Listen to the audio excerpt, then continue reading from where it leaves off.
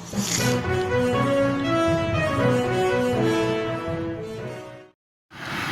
दर्शकों, मैं आस्था Tiwari new rising India के साथ एक बार फिर मौजूद। आज हम बात करेंगे उस बाइकॉट चाइनीज़ की, जिसके चलते आज यह नारा हर भारतीय के जहन से निकला और इसकी बड़ी वजह गलवान घाटी में हुए हैं, जिसके चलते हमने अपने वीर जवानों को खो दिया। अब देश इन वीर जवानों की शहादत का बदला लेना है और उसका बदला वो उसकी अर्थव्यवस्था को कमज़ोर करके लेना चाहिए। और इस नारे के साथ बाइकॉट चाइनीज़ यानी कि चीनी सामान का बहिष्कार। लेकिन सवाल यहाँ अहम यह उठता है कि हम ऐसा क्या करें कि जिसके चलते हम उसकी अर्थव्यवस्था को चोट पहुँचा सकें, क्योंकि हम ये बात सब जानते हैं कि चीन ने हमारे देश में इस तरह से पैर पसारे हैं जिसके चलते एक माचिस से लेकर के मशीन तक उसी के साथ, और हमें सब वस्तुओं की इतनी ज़्यादा आदत हो चुकी है। तो अब यहाँ सवाल ये उठता है कि हम उस चीन को किस तरह से उसकी अर्थव्यवस्था को चोट पहुँचा सकें। और तब जब पिछले वर्ष ही आंकड़ों के अनुसार 92 अरब डॉलर का बिजनेस हुआ, ये सवाल बहुत अहम है और इसके चलते हम किस तरह से उसकी अर्थव्यवस्था को चोट पहुँचा सकते हैं, देखिए मेरे सामने। हम सभी को इस बात को समझना होगा, हमारे सामने सबसे बड़ी चुनौती है कानून, क्योंकि दोनों देश विश्व व्यापार संगठन के कायदे कानून से बंधे हुए हैं। इसके अतिरिक्त हम सीमा शुल्क नहीं लगा सकते हैं, मगर हाँ, नॉन टैरिफ बैरियर का फायदा उठाकर आर्थिक कमजोर किया जा सकता है। उदाहरण के तौर पर कहूँ तो अगर घी सीधी उंगली से ना निकले तो टेढ़ा करना पड़ता है। जी हाँ, आज जिस तरह से हमारे 20 जवान शहीद हुए हैं, उनकी शहादत का बदला हम आर्थिक कमजोर करके भी ले सकते हैं। यही कारण है कि भले ही हम प्रत्यक्ष रूप से इन चीनों को आर्थिक रूप से चोट ना पहुंचा पा रहे हों, लेकिन हम परोक्ष रूप से इन्हें कमजोर कर सकते हैं। और यह तभी संभव है जब देश में लोगों में राष्ट्रवाद की भावना काफी मजबूत हो जाए और हिंदुस्तान का हर वो व्यक्ति यह प्रण ले ले कि उससे चीन का सामान का बहिष्कार करना ही है, अपने 20 जवानों की शहादत का बदला लेना ही है। यह तभी संभव हो पाएगा। फिर देखो हम किस तरह से इस दो मुँहे सांप को आर्थिक रूप से तोड़ते हैं, और जो वह सपना देख रहा है, ख्वाब देख रहा है दुनिया का शहंशाह बनने का, उस ख्वाब को भी तोड़ सकते हैं।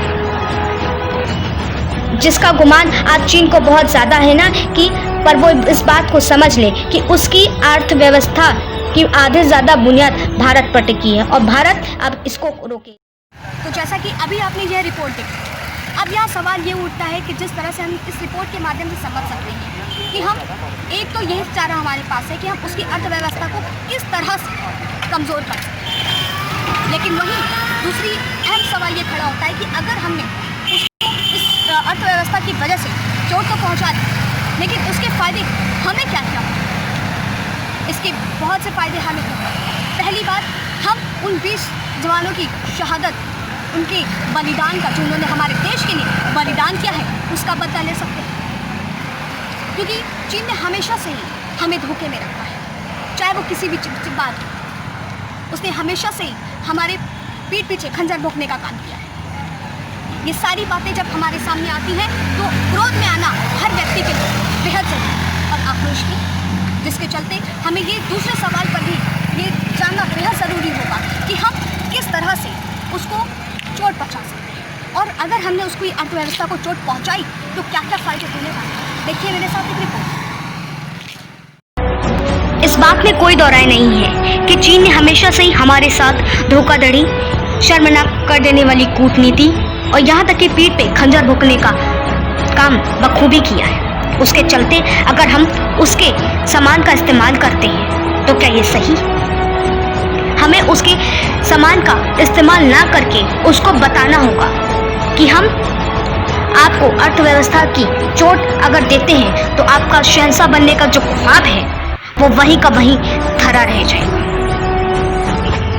आज चीन की आधे ज्यादा बुनियाद, अर्थव्यवस्था की बुनियाद भारत पर टिकी है, और एक यही वो वजह है जिसको हम तोड़ करके उसे कमज़ोर बना सकते हैं और अपने उन 20 जवान जो आज हमारे बीच नहीं है, देश के लिए बलिदान हो गए, उनका बदला ले सकते हैं।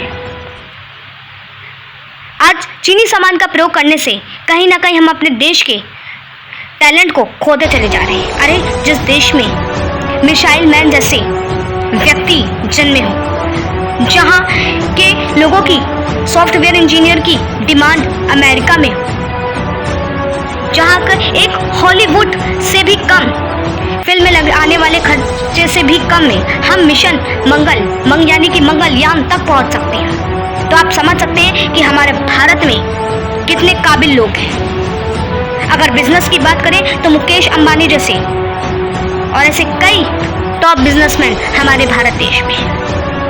अगर हम चीनी सामान का बहिष्कार करते हैं तो हमारे देश में उन कुटीर उद्योगों और लघु उद्योगों को मौका मिलेगा, जिसके चलते हम अपने देश को सेल्फ डिपेंडेंट यानी कि आत्मनिर्भर बना सकते हैं। और उस आत्मनिर्भर के साथ साथ हम पूरी दुनिया में यह मैसेज या यूँ कहूँ या उदाहरण प्रस्तुत कर सकते हैं कि हम एक आत्मनिर्भर हैं।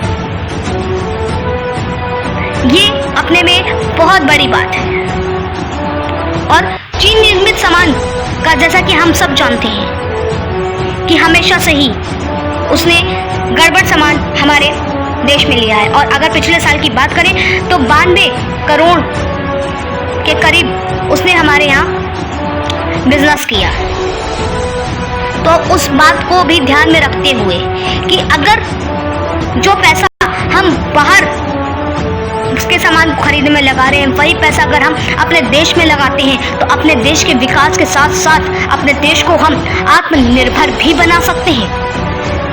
और यहाँ तक कि हर व्यक्ति सेल्फ डिपेंडेंट हो सकता है और पूरी दुनिया में हम अपना एक वो वर्चस्व बना सकते हैं कि लोग हमसे उदाहरण लें, कि लोग इस बात को समझें।